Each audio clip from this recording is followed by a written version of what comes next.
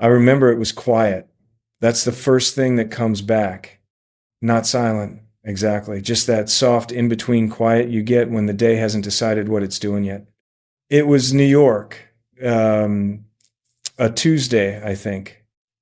Could have been something else. The days blur when you're moving around a lot. I had time, an hour, maybe a little more.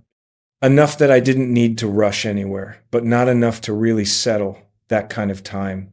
I'd been on the motorcycle earlier. You can feel it still, even after you park. That low vibration hanging around in your hands, your shoulders. My jacket had a layer of dust on it. Not dramatic. Just there. The kind of thing you don't notice until later when you're standing somewhere still. I remember the weather being mild. Not cold, not warm. One of those days where you don't think about it much because it isn't demanding anything from you. The city sounded normal. Traffic a few streets over. Someone laughing too loud.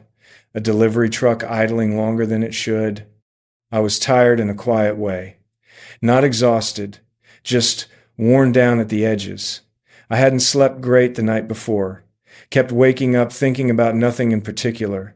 That happens sometimes. You lie there, and your mind keeps reaching for something and coming back empty. I needed food. That was the whole plan. Nothing deeper than that.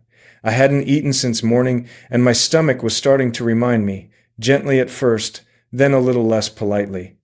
I remember standing on the sidewalk for a second before going in, just looking at the door, glass, clean, reflections of people passing by.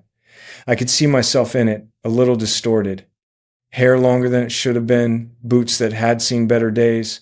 I didn't think much of it. I rarely do. Usually, when I come through that place, I take a different route. But that day, I didn't feel like it. I just wanted to walk in like anyone else, sit down, eat, be quiet for a bit. So I reached for the handle, and that's where the memory really starts. When I stepped inside, the first thing that hit me was the smell. Warm, clean, bread, maybe, butter, something simmering in the back. It felt familiar in a way that didn't ask anything of me. Just there. The dining room was mostly empty, a couple of tables still finishing up, an older man reading something folded too small to be useful. A pair of women talking softly, leaning toward each other like they didn't want to spill whatever they were saying. There was a hostess stand near the front, a young woman behind it. I didn't recognize her. That happens. People come and go. She looked up when the door closed behind me, then her eyes moved past me almost immediately. Not rude, just automatic, like she expected someone else to follow.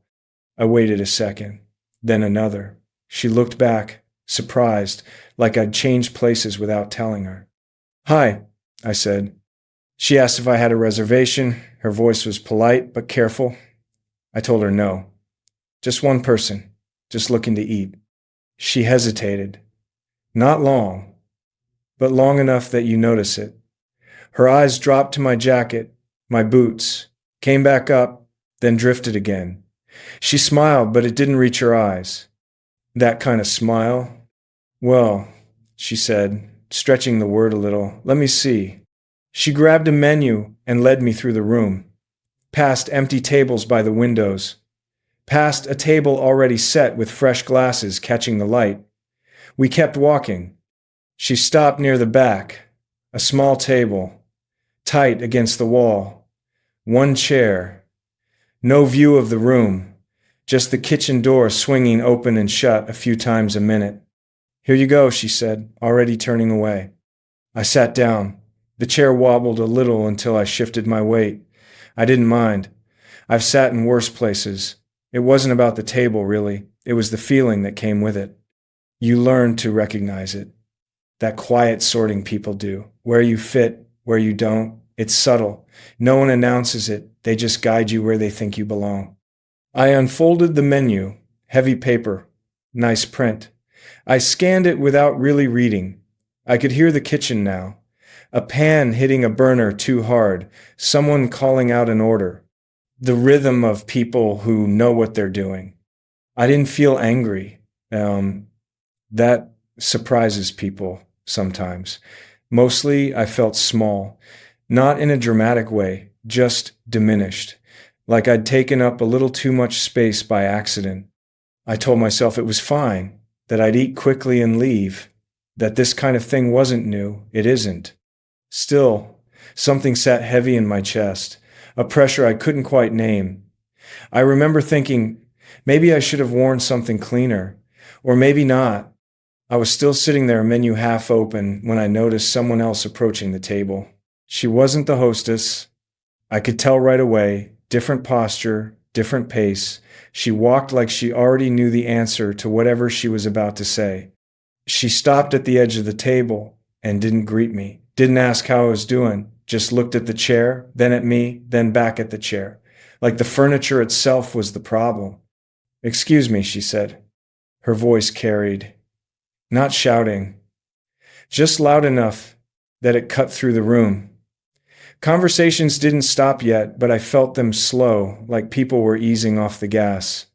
I looked up. "Yeah?" She tilted her head slightly.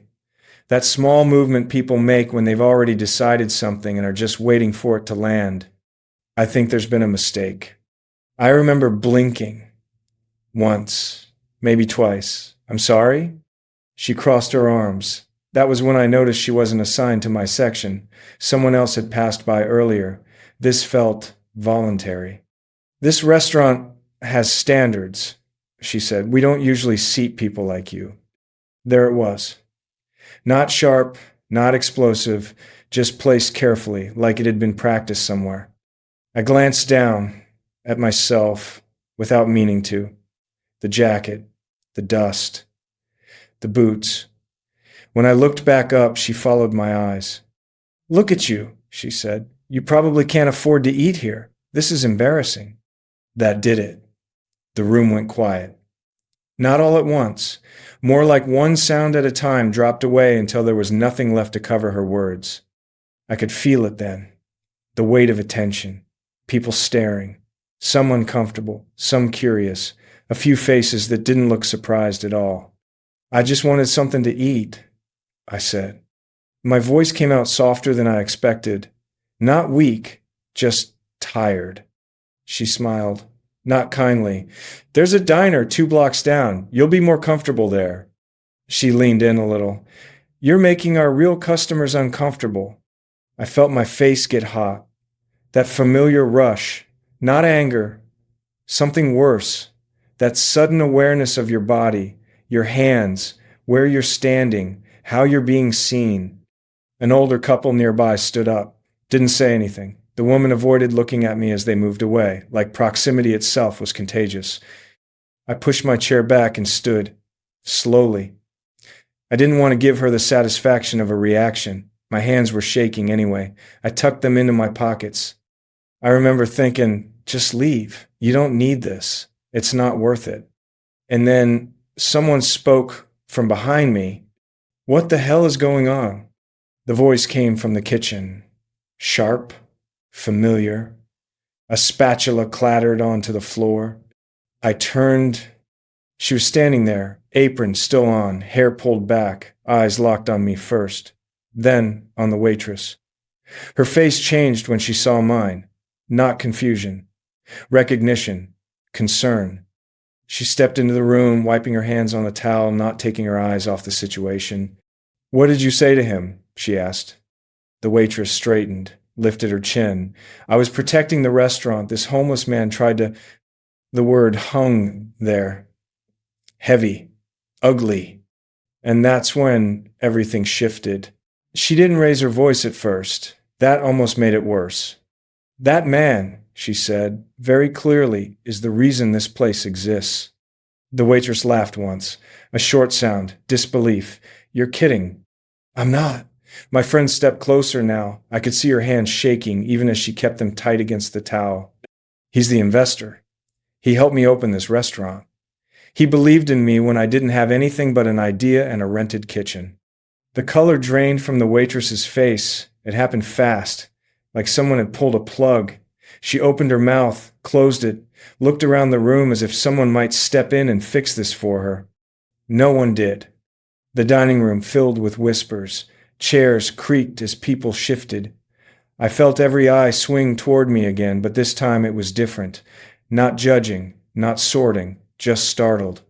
Like the rules had changed without warning. That's not the waitress started. And even if it were, my friend cut in, her voice finally breaking, even if he were just someone looking for a meal, you don't get to talk to people like that. You don't get to decide who deserves to sit here. She turned to me then, her face softened. I'm so sorry. I nodded. I tried to say something. Nothing came out. My throat felt tight, like I'd swallowed something the wrong way. The manager had appeared by then, pale, apologizing too fast, saying words that didn't land anywhere. The waitress stood frozen, arms hanging uselessly at her sides. You're done, my friend said. Right now. Collect your things and leave. You can't fire me over this, the waitress said. Her voice was small now. I absolutely can, my friend replied. And I am. Someone guided her toward the door. I didn't watch her go. I was staring at the table instead. The wobble in the leg, the water ring from a glass someone had forgotten to clear. My friend sat across from me, put her elbows on the table, covered her face with her hands. I didn't know, she said. If I had known she was treating people like that. It's not your fault, I said. The words came easier this time, but maybe it's something to look at, not just her. She nodded slowly, took a breath. Yeah, you're right. We sat there for a moment, the room slowly coming back to life around us, plates clinking, someone clearing their throat, the smell of food drifting in again like nothing had happened. I realized then how tired I was, not just from the moment, from carrying that kind of thing quietly, over and over. And I stayed. We talked, not about what she'd done, about what needed to change. We stayed long after the lunch rush that never really came. The room emptied out again, but this time it felt different, quieter, not awkward, just settled. We talked about small things at first, staffing, schedules, the way the kitchen was running lately. I wrapped my hands around a mug of coffee I didn't remember ordering. It had gone cold by the time I noticed it was there. Eventually, the conversation circled back on its own. Not in a heavy way, just honestly. She told me she'd already seen moments before. Comments, looks, little decisions about who got which table. Nothing that had crossed a line loud enough to force a reaction, until it did. We talked about training, about being clear, about making sure people understood that the door didn't come with conditions attached, that you don't earn basic decency by dressing a certain way or speaking a certain way. None of it felt dramatic. It felt overdue. A few weeks later, I got a letter, handwritten.